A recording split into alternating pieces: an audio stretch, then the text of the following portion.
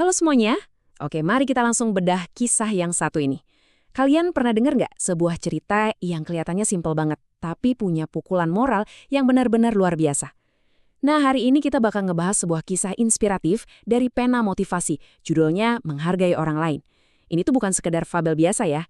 Ini benar-benar cerminan kehidupan kita sehari-hari. Jadi siapin fokus kalian karena cerita ini literally bakal ngebuka mata kita semua tentang apa sih makna kekayaan yang sesungguhnya. Yuk kita mulai. Coba deh, tanya ke diri kalian sendiri. Pernah nggak sih, ya minimal di dalam hati gitu, kalian menilai harga diri seseorang murni cuma dari baju yang mereka pakai? Atau mungkin dari kerjaan kasar yang mereka lakuin? Misalnya nih, pas lagi melihat petugas kebersihan di mall atau tukang parkir di pinggir jalan. Di hidup yang serba cepat kayak sekarang ini, kita tuh sering banget terjebak asumsi. Kita mikir, oh yang berseragam rapi itu jauh lebih layak dihormati daripada mereka yang tangannya kotor penuh peluh.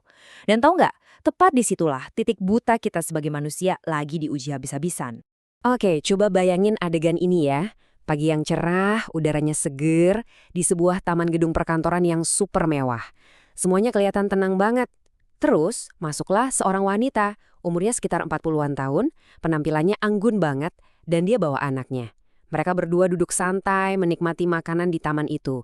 Pemandangan yang damai banget kan? Tapi, tunggu dulu. Kedamaian ini sebenarnya cuma awalan dari sebuah ujian karakter yang bakal bikin kita semua geleng-geleng kepala. Nah, tiba-tiba kedamaian tadi rusak karena satu tindakan yang kelihatannya sepele tapi arogan banget. Si wanita tadi dengan gampangnya buang selembar tisu bekas ke tanah. Gitu aja. Padahal nggak jauh dari situ ada seorang kakek tua yang lagi sibuk memangkas bunga. Kakek ini diam aja, dia jalan, memungut tisu itu, terus dibuang ke tempat sampah. Tapi ini nih bagian yang bikin emosi. Wanita itu ngelakuin hal yang sama lagi. Dia buang tisu lagi. Dan ini kejadian sampai 3 kali berturut-turut teman-teman. 3 kali. Sampai si kakek harus bolak-balik memungut sampahnya. Astaga, ini sih bukan cuma buang sampah sembarangan ya, tapi udah kayak provokasi diam-diam yang nunjukin arogansi level dewa. Nah, yang benar-benar menarik dari momen ini adalah kontrasnya yang super tajam. Coba perhatikan. Di satu sisi, wanita itu nunjukin kesombongan verbal yang luar biasa. Dia menunjuk si kakek dan bilang ke anaknya, kamu lihat kan, kalau nggak sekolah yang bener, kamu cuma bisa ngelakuin kerjaan kasar dan rendah kayak dia. Wah, parah banget kan? Tapi di sisi lain, lihat si kakek. Beliau cuma nunjukin kerendahan hati yang bener-bener sunyi. Beliau menaruh gunting tamannya dengan tenang, nggak ada marah-marah, nggak ada ngegas. Ini tuh kayak pertarungan langsung antara ego yang setinggi langit ngelawan kebijaksanaan yang sejati. Tensi makin naik nih waktu si kakek akhirnya buka suara. Dengan nada yang tetap tenang, kakek itu nanya, permisi, ini adalah taman pribadi, gimana Anda bisa masuk ke sini? Nah loh, mendengar pertanyaan itu dari orang yang dianggap cuma bawahan, ego wanita ini langsung meledak dong. Dengan nada yang super sombong, dia ngejawab gini, Apu ini calon manajer yang dipanggil sama perusahaan ini. Wow, dia ngerasa embel-embel calon manajer itu ngasih dia tiket VIP buat ngerendahin orang lain. Dia merasa posisinya tuh udah jauh di atas sekedar kakek-kakek pemotong bunga. Tapi, disinilah plot twist paling epik terjadi. Pas di momen itu juga, ada seorang profesional tingkat atas datang buru-buru nyamperin mereka. Terus, orang ini langsung menunduk hormat banget di depan si kakek tukang kebun tadi dan bilang, Pak Presiden, sebentar lagi rapat akan segera dimulai. Hah? Kalian gak salah denger? Kakek tua yang tadi mungutin sampah 3 kali, yang baru aja dihina abis-abisan itu, ternyata adalah presiden direktur dari perusahaan raksasa tersebut. Fakta ini benar-benar langsung ngehancurin semua asumsi palsu si wanita. Gila, benar-benar nunjukin seberapa butanya sebuah arogansi itu. Dan ya, karmanya datang secepat kilat. Si kakek, yang ternyata bos besar di sana, langsung menatap asistennya dan ngasih perintah yang super tegas. Beliau bilang, sekarang juga saya usulkan untuk mengganti posisi wanita ini. Habis sudah, peluang emas buat jadi manajer itu langsung menguap dalam hitungan detik. Jabatan yang bahkan belum sempat dia duduki lenyap begitu aja. Cuma gara-gara satu hal, dia gagal total ngelewatin tes karakter yang paling basic di dunia, yaitu empati dan rasa hormat terhadap sesama manusia. Nah, setelah membatalkan posisi wanita tadi, apa sih Prestir marah-marah? Nggak sama sekali. Beliau malah ngedeketin anak si wanita itu, mengusap kepalanya dengan lembut banget, terus ngasih sebuah pesan yang dalam banget. Beliau bilang, di dunia ini hal yang paling penting adalah belajar menghormati setiap orang dan menghargai hasil kerja mereka.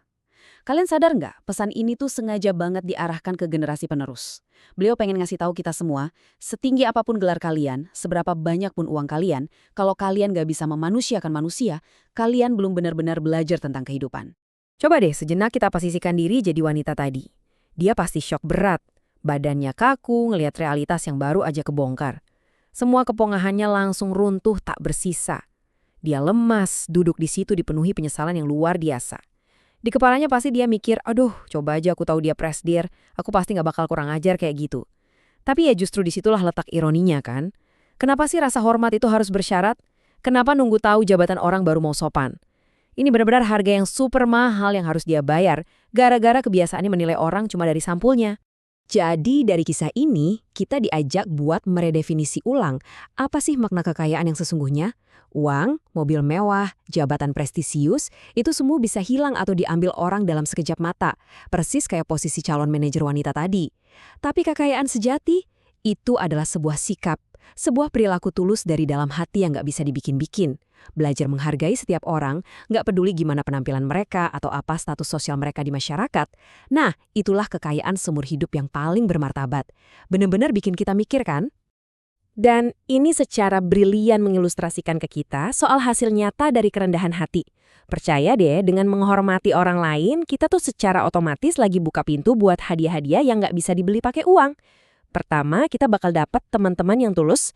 Kedua, kita bakal nerima banyak banget cinta karena ya energi positif yang kita kasih itu pasti bakal mantul balik ke kita.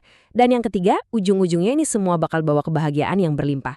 Hal-hal kayak gini tuh nggak akan pernah bisa kalian beli dengan jabatan manajer di perusahaan manapun. Karena pada akhirnya, rasa hormat adalah mata uang yang paling bernilai di dunia. Sahabatku, sekarang waktunya kita bawa cerita ini ke dunia nyata kita sendiri. Gimana cara kalian memperlakukan para tukang kebun di hidup kalian?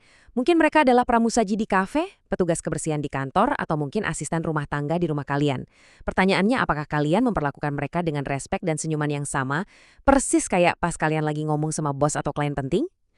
Kisah ini jadi tamparan keras buat kita semua. Karakter asli kita itu nggak dinilai dari cara kita melayani atasan, tapi dari cara kita memperlakukan mereka yang kelihatannya nggak bisa ngasih kita keuntungan apa-apa.